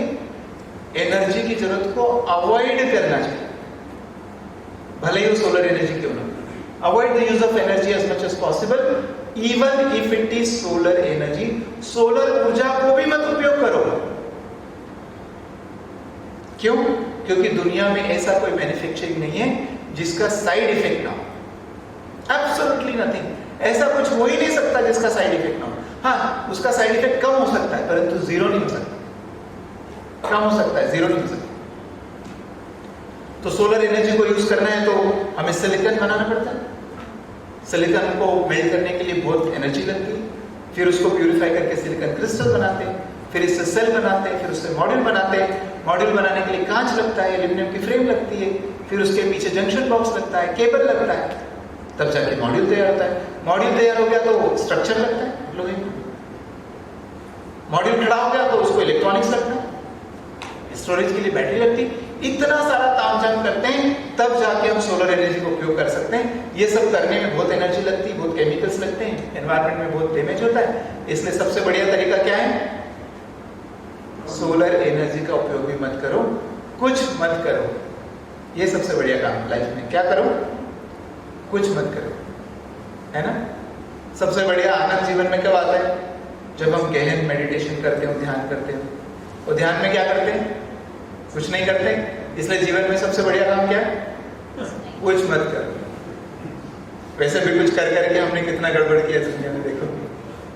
तो कुछ नहीं करोगे तो मजे में रहोगे। Avoid the use of energy as much as possible even if it is solar energy. मैंने अपने घर में देखना चालू किया कि क्या क्या अवॉइड किया जा सकता है। तो मेरी सबसे पहले नजर गई फ्रिज को अवॉइड किया जा सकता है। What do you think? किया जा सकता है फ्रिज को? नहीं। अरे अभी अभी तो बिगड़े हम लोग। फ्रिज चाहिए, सदियों से चल रहा था। भगवान कृष्ण को देखो दूध दही माखन कितना पसंद था। इतने पोस्टर देखे होंगे भगवान कृष्ण के। किसी पोस्टर के बैकग्राउंड में फ्रिज का फोटो देखा है? तो बिना फ्रिज के रहा जा सकता है। फ्रिज में सबसे पेरिशेबल आइटम मिल्क रखते हैं, दूध रखते हैं। 2 बार दूध को गर्म किया तो खराब नहीं होता। डॉक्टर लोग बोलते हैं सब्जी ताजी खाना चाहिए, फ्रिज में रख के खाने से गड़बड़ होता है। खाना ताजा खाना चाहिए, फ्रिज में ठंडा करके गर्म करने से उसकी तामसिक एनर्जी बढ़ती है, तमस बढ़ता है। और भारत में बोलते हैं जैसा अन्न वैसा मन। तो खाना गड़बड़ खाओगे तो मन भी वैसा रहेगा। इसलिए फ्रिज को अवॉइड करना चाहिए। गीजर अवॉइड करना चाहिए। इलेक्ट्रिसिटी से जो गीजर चलता है उसको अवॉइड करना चाहिए। एक बार यदि आपने गर्म पानी से नहाए, अच्छे से नहाए। आजकल के जो इंस्टेंट गीजर आते हैं 2-3 किलोवाट का होते हैं, 15-20 मिनट चलाए तो 1 यूनिट बिजली लगती है। 1 यूनिट बिजली के कारण लगभग 1 किलोग्राम कार्बन डाइऑक्साइड का एमिशन होता है यदि वो कोयले से आ रही है। और 1 किलोग्राम कार्बन डाइऑक्साइड हवा में कितने दिन तक रहेगी? 300 साल तक। और 300 साल तक ग्लोबल वार्मिंग करेगी। तो तुम्हारा एक बार गर्म पानी से नहाने का सुख किसी के लिए 300 साल का दुख बन सकता है। एसी में बैठे 1 टन का 1.5 टन का एसी यदि 1 घंटे चलता है तो 1 यूनिट बिजली लगती है। 1 यूनिट बिजली के कारण 1 किलोग्राम कार्बन डाइऑक्साइड 300 साल। तो तुम्हारा 1 घंटे एसी में बैठने का सुख किसी के लिए 300 साल का दुख है। देखो हम क्या करते हैं, एक छोटे से काम के लिए एनर्जी का उपयोग करते हैं जिसका 300 साल तक असर होता है। 300 साल तक किसी को भुगतना पड़ेगा। कौन भुगतेगा? जो हमने किया। आज जो इस महीने में जो हमने कार्बन डाइऑक्साइड एमिशन किया उसको कौन भुगतान करेगा? Coming generation. तो जो काम हम करें और हमारे बच्चे और उनके बच्चे 10 पीढ़ियां भुगतती रहे, 300 साल मतलब 10 पीढ़ियां हम करें और 10 पीढ़ियां भुगतती रहे, ऐसे काम को क्या बोलेंगे? हम करें और 10 पीढ़ियां भुगतती रहे, ऐसे काम को क्या बोलेंगे? क्या बोलेंगे? क्राइम है? नहीं, पाप है। किसी पाप से कम नहीं। और बहुत ज्यादा भुगतने वाले, ये ध्यान रखना। क्लाइमेट चेंज की मार होगी, जहां पे होता है वहां देखो, जब बाढ़ आती है तो दुनिया का कोई इंश्योरेंस और टेक्नोलॉजी काम नहीं आती। जो जंगलों में आग लगती कुछ काम नहीं आता। तो ये एक तरह से पाप है ना। अच्छा, जो पाप करता है उसको क्या बोलते हैं? पापी। तो पापी कौन? हाँ, कितने सुंदर मुस्कुराते हुए पापी बैठे हैं पे। पर ये बात समझना जरूरी कि हम जाने अनजाने जो उपयोग करते हैं गड़बड़ करती है। देखो लाइट कैसे फोकस हो रही है, कितना इसको बोलते हैं गलत तरीके से हम लाइट यूज करते हैं। ये अवॉइड करना चाहिए, ये सब नहीं करना चाहिए। तो पहला नियम, एक तिहाई जरूरतों को अवॉइड कर दो। अवॉइड नहीं कर सकते हैं तो दूसरा नियम है मिनिमाइज कर। एफिशिएंट तरीके से काम करना है। हमें रात हो गई, अंधेरा हो गया तो लाइट चाहिए, गर्मी लग रही तो पंखा चाहिए, मोबाइल चार्ज करना, लैपटॉप चार्ज करना, ये सब करना है तो हमें एनर्जी चाहिए। पर अवॉइड करना चाहिए। अवॉइड नहीं कर सकते तो दूसरा काम है मिनिमाइज करना चाहिए। मतलब क्या, कम से कम एनर्जी में चलने वाले उपकरण का उपयोग करना चाहिए। और आजकल ऐसे बहुत उपकरण, लगभग सब उपकरण ऐसे उपलब्ध हैं जो जितनी एनर्जी में आप यूज करते हो उससे आधी से कम में चल जाएगा। आधी से कम एनर्जी, तो आधी से कम एनर्जी में चलने वाले उपकरण ले लिए तो आधी एनर्जी बचा लिया, आधा कार्बन डाइऑक्साइड बचा लिया। तो सेकंड है मिनिमाइज करना चाहिए। उदाहरण के लिए एलईडी लाइट, एलईडी लाइट का उपयोग करना चाहिए क्योंकि सीएफएल की तुलना में आधे से कम बिजली लगती है। हमारे जो पंखा यूज करते हैं वो इंडक्शन मोटर वाला होता है। आजकल जो नए पंखे आ गए बीएलडीसी मोटर वाला पंखा, बीएलडीसी ब्रशलेस डीसी मोटर, उसको यूज करने से आधी से कम एनर्जी में चल जाता है। जो 1-2 स्पीड होती है 5 से 10 वाट लेता है मात्र, अभी का पंखा 50-60 वाट लेता है। स्क्रीन का उपयोग करना है तो एलईडी करना चाहिए। फ्रिज का उपयोग करना नहीं चाहिए परंतु करना ही पड़ेगा। बाय द वे मैं आईआईटी का प्रोफेसर हूं और मेरे घर पे फ्रिज नहीं है, गीजर नहीं है, एसी नहीं है, माइक्रोवेव नहीं है और मैं गरीब भी नहीं हूं, है ना, आईआईटी का प्रोफेसर। और उससे भी बड़ी बात है कि मैं दुखी भी नहीं हूं। अरे मेरे घर पे ये सब नहीं, मैं कैसे जाऊं, भगवान जाने। दुखी भी नहीं हूं। और उससे भी बड़ी बात है कि मेरा अभी तक तलाक भी नहीं हुआ है। कहने का मतलब ये सब आप भी अवॉइड करोगे तो आपका भी कुछ नहीं होने वाला है। इसका प्रूफ है, कर सकते हैं, रिस्क ले सकते हैं, जीता जाता उदाहरण। तो अवॉइड करो, अवॉइड नहीं कर सकते तो मिनिमाइज करो। फ्रिज का उपयोग करना नहीं चाहिए पर करना ही पड़े, करना ही पड़े तो 3-3, 4-4 दरवाजे वाला फ्रिज मत उपयोग करो। आजकल लोग फ्रिज पे ही कमरा बनाने में तो लगते हैं, इतना बड़ा फ्रिज। और क्या करते हैं पता, फ्रिज में अचार रखते हैं। मुझे लगता है जीवन में इससे बड़ा पाप नहीं हो सकता फ्रिज में अचार रख के खाना, इससे बड़ा पाप नहीं हो सकता। तो फ्रिज की जरूरत है तो छोटा यूज करो, 5 स्टार रेटेड यूज करो, क्रिटिकल नीड्स के लिए करो। एसी का उपयोग करना नहीं चाहिए परंतु करना ही पड़े तो छोटी जगह को कूल करो। हम क्या करते हैं, बेडरूम में फ्रिज लगाएंगे, एसी लगाएंगे। एसी क्या क्या करता है देखो, एसी छत को ठंडा करता है, दीवारों को ठंडा करता है, जमीन को ठंडा करता है, फर्नीचर को ठंडा करता है और फिर आखिरी में 6 फीट बाय 2.5 फीट के शरीर को ठंडा करता है। कितना बदतमीज तरीके से उपयोग करते हैं एसी का। करना इतना सा ठंडा है, दुनिया भर को ठंडा करता है। क्यों भाई, क्यों? समझ नहीं है। ये नहीं करना चाहिए। छोटा रूम बनाओ, यदि ठंडा ही करना है तो छोटे स्पेस को कूल करो, कम एनर्जी लगेगी, आधे से कम ऐसी एनर्जी हो जाएगी। तो 1/3 जरूरतों को मिनिमाइज करना चाहिए। तो 1/3 अवॉइड कर दो, अवॉइड नहीं कर सकते तो मिनिमाइज कर दो। 1/3 बची कितनी, कितनी बची? 1/3 तो बची। तो 1/3 एनर्जी को जनरेट करना चाहिए। कहां पे? लोकल, अपने छत पे कर लो। जब तुम्हारी जरूरतें ही 1/3 है तो ना तुम्हें सरकार की जरूरत है, न पॉलिसी की जरूरत है, न नेट मटेरियल की जरूरत है, न सब्सिडी की जरूरत है, किसी की जरूरत नहीं। हम अपने आप से स्वयं पे बिजली कनेक्शन छोड़ के 100% जब मन चाहे तब सोलर पे जा सकते हैं। Thank you very much. ये अवॉइड करके देखो। आप सब लोग मुझे देख रहे हैं, मैं भी आपको देख पा रहा हूं। ये लाइट कम होने से किसी को बेचैनी हो रही? और अच्छा लगा। किसी को बेचैनी हो रही? नहीं। उल्टी उल्टी हो रही? इतने तरीके से हम दुरुपयोग करते हैं और ये बहुत इनएफिशिएंट तरीके से हो रहा है। एनीवे, ठीक है। तो मिनिमाइज एंड जनरेट, 1/3 जनरेट करें, खुद से जनरेट करें, अपनी छत पे करें, बिना कनेक्शन भी करें। Then this rule is called AMG rule. याद रहेगा सबको? A मतलब अवॉइड, M मतलब मिनिमाइज और G मतलब जनरेट। Avoid, minimise, generate. कितना? 1/3 1/3 1/3। ये सब करना चाहिए। ये करेंगे तब सत्या के सोलर में जाके जीवन को सस्टेनेबल कर सकते हैं। ऐसा नहीं करेंगे तो फिर 20 साल बाद 25 साल बाद पछताने वाले हैं, और इस सोलर को डिस्पोज क्या करना है, और ये होगा वो होगा, फिर केमिकल लगेगा, फिर एनर्जी लगेगी। एएमजी नियम का पालन करना चाहिए, और एएमजी नियम का पालन नहीं किया तो हमें बोलना पड़ेगा OMG, oh my God, solar energy कितनी महंगी है, ओ माय गॉड, छत पे जगह नहीं, पॉलिसी नहीं, सब्सिडी, ये सब होगा, सारे बहाने जीवन के याद आ जाएंगे। इसलिए नियम का पालन करना चाहिए। इसीलिए जिससे मैंने कहा कि एनर्जी स्वराज है, जो एनर्जी में आत्मनिर्भरता, एनर्जी में स्वावलंबन, ये सारी समस्याओं का हल है, और हमें खुद को एनर्जी स्वराज अपनाना चाहिए, हमारे शहर को अपनाना चाहिए, हमारे राज्य को अपनाना चाहिए, हमारे देश को अपनाना चाहिए, बल्कि पूरे विश्व को अपनाना चाहिए। और 2018-19 में एक इंटरनेशनल कंपटीशन हुई थी IEEE की, हमने उसमें ये आइडिया प्रस्तुत किया था उदाहरण एक्चुअल में एग्जाम्पल के साथ में। तो ग्लोबल कंपटीशन थी, 450 से ज़्यादा टीमों ने भाग लिया था, और सभी टीमों को बीट करके इंटरनेशनल लेवल पे हमारी टीम विनर थी, और हमको $1 लाख का अवार्ड मिला था। और वो अवार्ड को यूज करके एनर्जी स्वराज फाउंडेशन बनाया, और एनर्जी स्वराज फाउंडेशन एक नॉट फॉर प्रॉफिट ऑर्गेनाइजेशन है, और इसका काम है एनर्जी स्वराज की स्थापना करना, प्रमोट करना। परंतु मुझे लगता है कि काम सिर्फ गवर्नमेंट से नहीं हो सकता, और सिर्फ भारत में किसी भी गवर्नमेंट से नहीं हो सकता।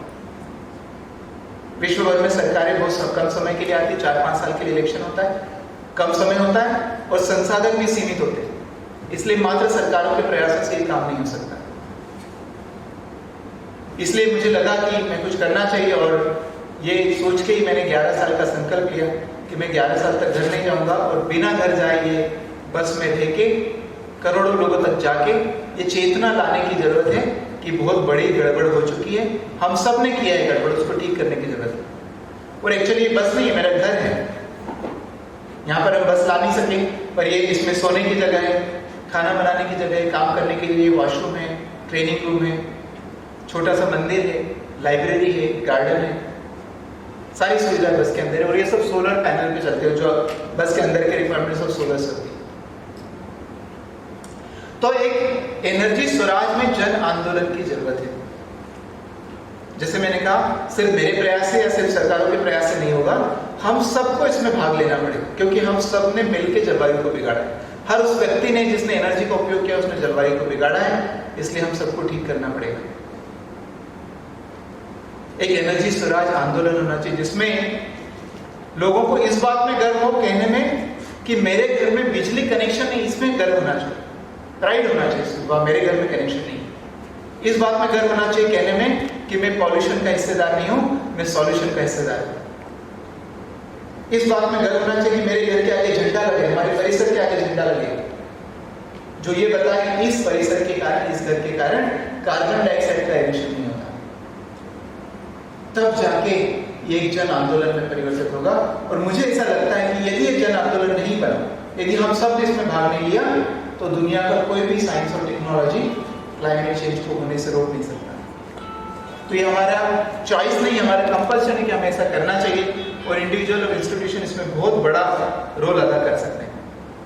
हम इंडिविजुअल लेवल पे यदि डिसाइड कर लें, तो हमें किसी बात को वेट करने की जरूरत नहीं। सरकार को यदि पॉलिसी बनाना है तो बहुत समय लगता है, उसको इम्प्लीमेंट करने में और समय लगता है, परंतु हम सब लोग मिलकर डिसाइड करके कर सकते हैं। इंडस्ट्री के कारण जो पॉल्यूशन होता है वो हमारे कारण है, इंडिविजुअल के कारण है, क्योंकि हम ही इंडस्ट्री के प्रोडक्ट्स खरीदते हैं। तो अल्टीमेटली ये सब मिला के मैं पर आता है, मैंने ये किया है, मैं वो पापी, मैं वो क्रिमिनल, मैं वो मूर्ख जो करता है, इसलिए इसे मुझे ही ठीक करना पड़ेगा। और इसलिए नहीं ठीक करना पड़ेगा क्योंकि तुम्हें दुनिया पे एहसान करना है, सरकार पे एहसान करना है, समाज पे एहसान करना है, इसलिए मत करना। इसलिए कर लेना क्योंकि तुम अपने बच्चों को जीने लायक छोड़ना चाहते हो। और जीने लायक छोड़ने के लिए 3 चीजें चाहिए, उसको शुद्ध हवा चाहिए, शुद्ध पानी चाहिए, शुद्ध मिट्टी चाहिए। तुम्हारी धन संपत्ति कुछ काम नहीं आने वाली यदि वो श्वास ही नहीं ले सके, यदि वो ठीक से खाना ही खा ना सके। इसलिए करना चाहिए। और मैं हमेशा कहता हूँ कि जो पेरेंट्स अपने बच्चों को जो आई लव यू बोलते रहते हैं या नहीं बोलते हैं पर व्यक्त करते रहते हैं, वो नकली प्रेम है, क्योंकि हमने उसका जीवन का आधार ही गड़बड़ कर दिया। हवा पानी मिट्टी ठीक से नहीं दे सकते हैं। तो हमें इंडिविजुअल लेवल पे आज और अभी ये निर्णय लेना पड़ेगा और एनर्जी में अपना योगदान देना पड़ेगा। जब मैं 14 महीने हो गए मुझे यात्रा करते करते एक बात समझ में आई कि बहुत सारे लोग, बहुत सारे 99% लोग, भले ही वो पढ़े लिखे क्यों ना हो, भले वो एनर्जी की फील्ड में क्यों ना काम करते हो, एनर्जी की लिटरेसी नहीं है, साक्षरता नहीं है। मेरे कारण कितना कार्बन डाइऑक्साइड एमिशन होता है, सरकार को क्या क्या करना पड़ता है, मैं उसको कैसे कम कर सकता हूँ, कैसे ठीक कर सकता हूँ, मैं कैसे सोलर एनर्जी पे जा सकता हूँ, बेसिक चीज जो पता होना चाहिए बिल्कुल पता नहीं। तो जैसे हमें गाड़ी चलाने के लिए लाइसेंस लगता है, मुझे लगता है वैसे ही एनर्जी का उपयोग करने के लिए हमें लाइसेंस लगना चाहिए। और ये लाइसेंस किस रूप में आ सकता है, हम अपने आप को ऊर्जा में साक्षर बनाएं। तो मैंने एक ट्रेनिंग बनाई है, ऊर्जा साक्षरता ट्रेनिंग, हिंदी में भी है, इंग्लिश में भी है, और इस वेबसाइट पे है, और ये सर्टिफिकेट ट्रेनिंग है और ये फ्री में है, learn.energyswaraj.org। और मैं उम्मीद करता हूं कि मंथन के जितने सदस्य हैं जरूर अपने आप को ऊर्जा में साक्षर बनाएं। और एक बार खुद को साक्षर बना लिया तो सिर्फ अपने तक सीमित रखने से काम नहीं चलेगा, क्योंकि जलवायु परिवर्तन ऐसी समस्या है कि आप ठीक हो गए परंतु आपका पड़ोसी ठीक नहीं हुआ तो भी आपको समस्या है। कार्बन डाइऑक्साइड एक बार हवा में जाती है तो उसकी कोई सीमा नहीं होती, उसकी कोई बाउंड्री नहीं होती। इसलिए आपका सिर्फ एनर्जी रिलेटेड होना पर्याप्त नहीं, सबका एनर्जी रिलेटेड होना पड़ेगा। तो एक बार आप बन जाएंगे तो उसको स्प्रेड करें। एनर्जी स्वराज फाउंडेशन का टारगेट भी ये साल में 20 मिलियन 2 करोड़ लोगों को ऊर्जा में साक्षर बनाना है, और हर साल हमारा टारगेट बढ़ाते जाएंगे, 2030 तक 100 करोड़ लोगों को ऊर्जा में साक्षर बनाना है। दूसरा, मैं आप सब लोगों से सपोर्ट चाहूंगा, हम ये एनर्जी स्वराज को एक जन आंदोलन बनना चाहिए। इसके लिए कोई भी सरकारी सपोर्ट नहीं लेते, गवर्नमेंट से फंडिंग नहीं लेते। मुझे लगता है कि पब्लिक मूवमेंट पब्लिक के सपोर्ट से ही चलना चाहिए, पब्लिक के सपोर्ट से बनना चाहिए। ये नॉट फॉर प्रॉफिट इंस्टीट्यूशन है, आप सब लोग हमारे फाउंडेशन के मेंबर बन सकते हैं और फाइनेंशियली हमको हेल्प कर सकते हैं। स्टूडेंट अपना मेंबर बन सकते हैं, इंस्टीट्यूशन अपने मेंबर बन सकते हैं, ऑर्गेनाइजेशंस अपने मेंबर बन सकते हैं। तो ये वेबसाइट पे जाके energyswaraj.org/member.php आप उसमें करेंगे तो हमारे सदस्य बनेंगे। You can help us to grow this movement, सब तक लोगों तक पहुंच जाए, member.php। और हम एनर्जी स्वराज क्लब्स बनाने वाले हैं, अप्रैल में लॉन्च करने वाले हैं, ताकि हम लोकल लेवल पे एक्शन नोट्स बना सकें एनर्जी स्वराज लाने के लिए। तो ये कई सारी जगह पे हजारों में एनर्जी स्वराज क्लब्स खुलेंगे, that we will be announcing soon. So इस तरीके से एनर्जी स्वराज मूवमेंट में, जन आंदोलन में आप कई तरीके से भाग ले सकते हैं। आप अपने आप को मेंबर बना सकते हैं, ऊर्जा में साक्षर कर सकते हैं, बिजली का कनेक्शन छोड़ सकते हैं, लीड कर सकते हैं फ्रेंड से, और हमारी कॉन्फ्रेंस होने वाली उसमें भाग ले सकते हैं। आप खुद का बिजनेस कर सकते हैं, कई सारे तरीके से आप इस मूवमेंट में जुड़ सकते हैं और कंट्रीब्यूट कर सकते हैं। तो अंत में मैं इतना ही कहना चाहूँगा कि क्लाइमेट चेंज हो चुका है, हो नहीं रहा है, हो चुका है, और ये हम सब ने मिलके किया है, हर उस व्यक्ति ने किया है जिसने एनर्जी का उपयोग किया है। इसलिए इसको सॉल्यूशन भी हम सबको मिलके ही करना पड़ेगा, और आज और अभी बदलाव करना पड़ेगा। और मान लो हमने ऐसा नहीं किया, यदि हमने इस बदलाव को अभी नहीं अपनाया, एनर्जी को अभी नहीं अपनाया, आत्मनिर्भरता को अभी नहीं अपनाया, तो ऐसा अनुमान है कि ये सदी के अंत तक, ये सदी के अंत मतलब 78 ईयर्स फ्रॉम नाउ, 78 सालों में विश्व का तापमान कम से कम नॉर्मल से 3 डिग्री ज्यादा या 6 डिग्री तक ज्यादा हो सकता है, 6 डिग्री सेंटीग्रेड। 1.1 डिग्री सेंटीग्रेड होने में इतनी उथल पुथल है दुनिया में, सोचो 3 डिग्री सेंटीग्रेड बढ़ेगा तो क्या होगा। यदि 3 डिग्री सेंटीग्रेड बढ़ेगा तो कई सारे प्रश्न हैं कि मनुष्य का जीवन रहेगा नहीं रहेगा। 80 साल है तो 100 साल, 125 साल है तो 150 साल, पर ये होना है, और कितनी मात्रा में रहेगा, कैसे रूप में रहेगा। तो ऐसा ना हो कि हम देर हो जाए। कहते ना कि once upon a time there were dinosaurs on this planet, एक जमाने में धरती पर डायनासोर हुआ करते थे, अब नहीं है। क्यों? विलुप्त हो गए। कारण क्लाइमेट चेंज, उस समय क्लाइमेट चेंज हुआ था। यदि ऐसा ही हम करते रहे तो कहीं ऐसा ना हो कि 3, 4, 5 हजार साल बाद एक नई प्रजाति धरती पर आए और कहे क्या, एक जमाने में धरती पर मनुष्य हुआ करते थे। हे भगवान, ये शाम को हम कैसी बातें कर रहे हैं। पर हमारा अनुभव यही बताता है कि हम इसी दिशा में जा रहे हैं, इसमें किसी को शक नहीं होना चाहिए। तो एक बार मैं फिर से मंथन को धन्यवाद देना चाहता हूँ कि आप लोगों ने मुझे बुलाया, आमंत्रित किया और सुना। मैंने एक छोटा सा वीडियो में जरूर दिखाना चाहूँगा। प्रशांत ने एक वीडियो डाउनलोड किया होगा, एक वीडियो जरूर दिखाना चाहूँगा। ये वीडियो एक डायनासोर का है ना? एक बार क्या होता है, एक बार डायनासोर यूनाइटेड नेशन असेंबली में पहुंच जाता है, हाँ, और वहां पर स्पीच देता है। तो ये डायनासोर की स्पीच हम सबको सुनना चाहिए, एंड वो स्पीच ही रियल कंक्लूजन है मेरी talk.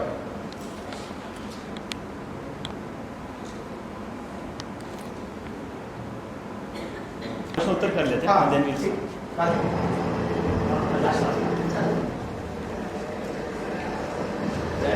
Let's go.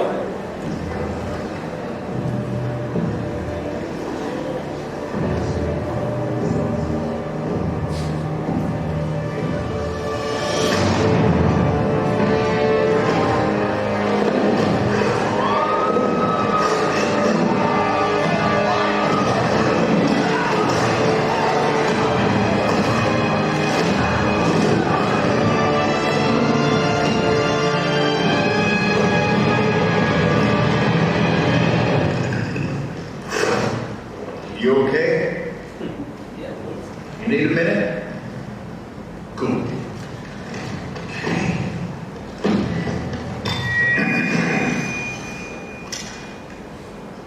Listen up, people. I know a thing or two about extinction. And let me tell you, and you kind of think this is the obvious, going extinct is a bad thing. And driving yourselves extinct in 70 million years, that's the most ridiculous thing I've ever heard. At least we got an asteroid. What's your excuse?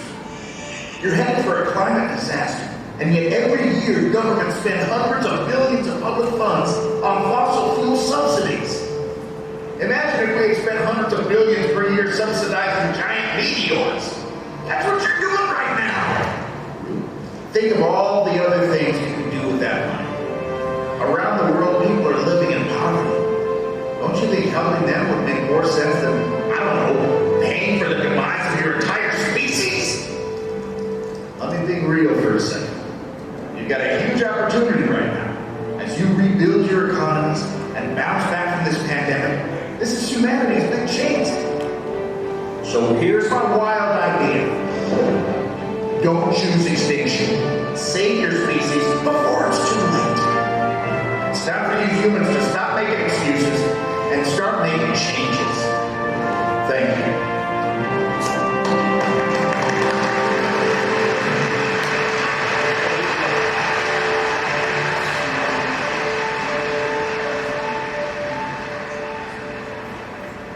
Thank you, Chetan ji, for enlightening us with this talk, and that we need to act now or it will become a never for us. And meanwhile, also you have to focus on three things, that is AMG that he has told us about. First of all, thank you, Chetan ji. You've taken up a very noble endeavor on a very personal sacrifice of going on for energy swaraj and awakening conscience of us people who are blinded by the problem. We know the problem is there, the problem is us. And हमको जो बोलते हैं कि जन चेतना का काम जो आप कर रहे हैं और एकदम गांधी फिलोसफी के साथ में आप स्वराज का कर रहे हैं, तो उसके लिए मंथन की ओर से बहुत बहुत धन्यवाद। Development on the generation of solar energy, so one on the efficiency of generation, जैसे आज के जो पैनल्स हैं एफिशिएंसी 22-23% है, तो how up theoretically it can go and like what is the progress, that is one side. And second जो battery storage का जो है कि नाइट टाइम में स्टोरेज ही करना पड़ेगा, नाइट में यूज करना है, तो स्टोरेज साइड में जो बैटरी रिलेटेड डेवलपमेंट्स हो रहे हैं, so can you throw some light on these two developments? Sure. Well, I did not focus on generation side because I believe, technology side because I believe the solution to the climate change is not technology. It is not the science or technology that will solve this problem, because it is the science and technology that has brought us here. So the solution cannot be science and technology. Otherwise, we have technology. We can go to the moon and we have supercomputer and all kind of, everything is there. The problem is how to use it. Nevertheless, you asked about the efficiency of the solar panel, how high it can go. First of all, for some reason, humans become sensitive to the efficiency only when it comes to solar. Never ever in our life we are sensitive to efficiency. हमने हमारा fridge खरीदा, कभी किसी को पता है fridge की efficiency कितनी होती है, गाड़ी की एफिशिएंसी कितनी होती है, पता है किसी को? ये प्रोजेक्टर की एफिशिएंसी पता है? नहीं। टीवी की एफिशिएंसी पता है? नहीं। सोलर पैनल की एफिशिएंसी पता होना चाहिए। पता नहीं क्यों महत्व कर दो। No, as a user it does not matter. Only when you go to space then it matters. Only when you are limited constant area, then only it matters. Efficiency का हमारे जीवन में आम आदमी के लिए कोई महत्व नहीं होता, पर ये अनफॉर्चुनेटली सबको एफिशिएंसी लगती है। 22% कम है क्या? उल्टा प्रश्न। You know, coal power plant से जो बिजली बनती है, कोयले की खदान से कोयला निकालो, फिर ये करो, उसको पावर प्लांट ले जाओ, फिर 35% एफिशिएंसी से चलाओ, फिर स्टीम जनरेट करो, फिर उससे जनरेटर चलाओ, फिर हाई वोल्टेज जनरेट करो, फिर 7 सब स्टेशन पर ट्रांसमिट करो, डिस्ट्रीब्यूट करो, तब जाकर होता है। पता है सब मिला के कोयले की बिजली की एफिशिएंसी कितनी होती है? 8 to 10%, 22% वेरी हाई है। The ideal efficiency, theoretical efficiency of solar cell, single junction solar cell is only 30%. Carnot cycle ना, कार्नोट एफिशिएंसी जो इसमें है ना, थर्मोडायनामिक्स में आइडियल एफिशिएंसी होती है 70%। 150 साल के डेवलपमेंट के बाद जो करंट पावर प्लांट चलते हैं उसकी एफिशिएंसी 35% तक होती है, 50%। इतने साल के डेवलपमेंट। सोलर सेल की आइडियल एफिशिएंसी 30%, और आज 22% के मॉडल्स उपलब्ध है कमर्शियली। हाउ बेस्ट, कितनी बढ़िया टेक्नोलॉजी, पर समहाउ वो कार्नोट एफिशिएंसी या वो पावर प्लांट में किसी को पता नहीं। जब सोलर की बात आती है तो एफिशिएंसी अच्छी होना चाहिए, है ना। तो हमारे बहुत सारी गलत फहमियां सोलर को लेके, और एक भी बहुत सारी, ये भगवान जाने कहां से आ गई। एफिशिएंसी की चिंता कब से लोगों को होने लगी, पर होती है अनफॉर्चुनेटली। जैसे आप पूछ रहे, ऐसे बहुत सारे लोग प्रश्न करते हैं जो कि करेक्ट नहीं है। हाँ, ये मुझे कई बार लगता है मनुष्य का दोगलापन दिखाता है। हाउ डबल स्टैंडर्ड, है ना। मेंटेनेंस फॉर एग्जांपल, जब भी सोलर की बात करो मेंटेनेंस की बात करते हैं। यार कभी कार खरीदने जाते तो मेंटेनेंस की चिंता करते हैं। सोलर पैनल में कुछ नहीं होता, कार में 500 सारे नल पुर्जे मिला के 500 आइटम होते हैं, तो कार को मेंटेन करना वेरी कॉम्प्लिकेटेड है। पैनल में तो कुछ भी मूव नहीं होता, उसमें तो तेल पानी भी नहीं लगता, so maintenance very easy, but everybody is worried about maintenance. बारिश में क्या होगा, ऐसा सब लोग पूछते रहते। कभी जो एमएससीबी का कनेक्शन लेते थे, कभी पूछा एमएससीबी से पावर शटडाउन होगा तो क्या होगा? कभी नहीं पूछेंगे।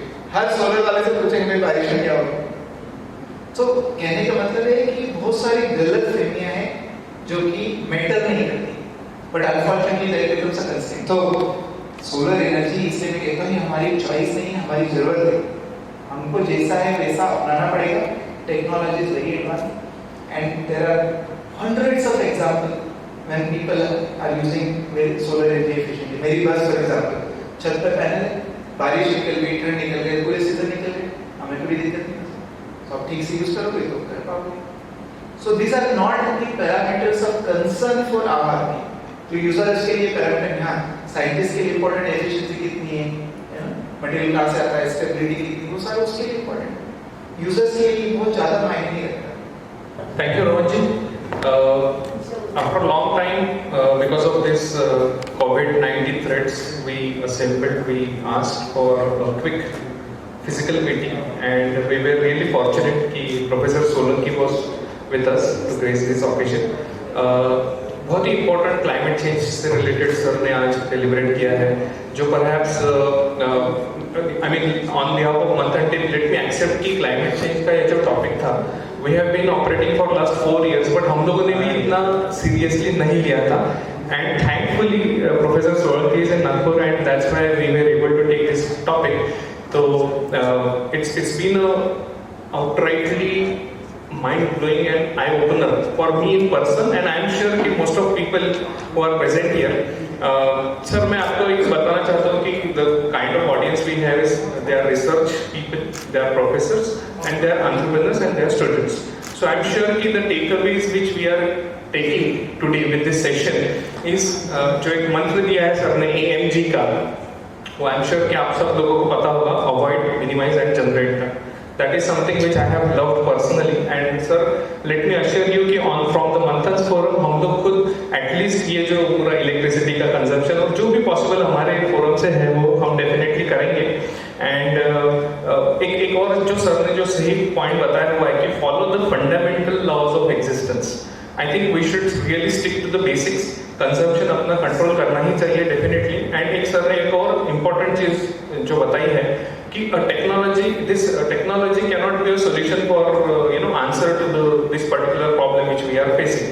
तो ये सारे पॉइंट्स को डेलिब्रेट करते हुए मुझे ऐसा लगता है कि हम लोगों ने और इस विषय पे और डेलिब्रेट करना चाहिए। और रही बात जो एक एंटरप्रेन्योर सर थे जिन्होंने बोला कि 12,000 और वो कॉस्ट इफेक्टिवनेस, तो जो यहाँ पे जो रिसर्च एसोसिएट्स मेरे सामने हैं कुछ, तो I guess this is the challenge for you people कि इसको कॉस्ट इफेक्टिव कैसे बनाना चाहिए, क्या बनाना चाहिए। जो HODs जो बैठे हैं अभी, तो yes this is challenge for you. मेरे ख्याल से this is something which we can do collectively. समाज में कोई नए विषय लाने का ये जो काम है ये हम लोग करते रहेंगे और हमारी तरफ से जो भी इसमें हो सकता है वो मंथन के प्लेटफॉर्म से हम लोग डेफिनेटली डिलीवरेट करेंगे। ये सर मैं आपको अश्योर करता हूँ। And thank you all for participating, specially कि आप सब लोगों ने बहुत कम समय में, हम लोगों ने जो तैयारी की कम समय में आप लोग आए हैं। Thanks lot for giving us chance to bring this topic to you people.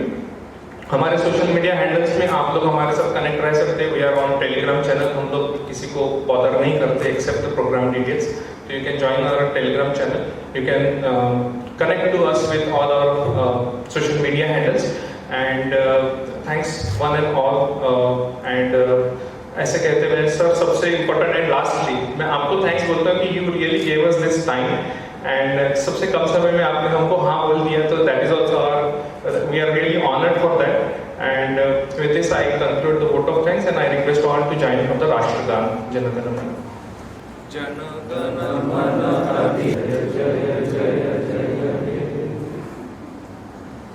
Bharat माता की जय।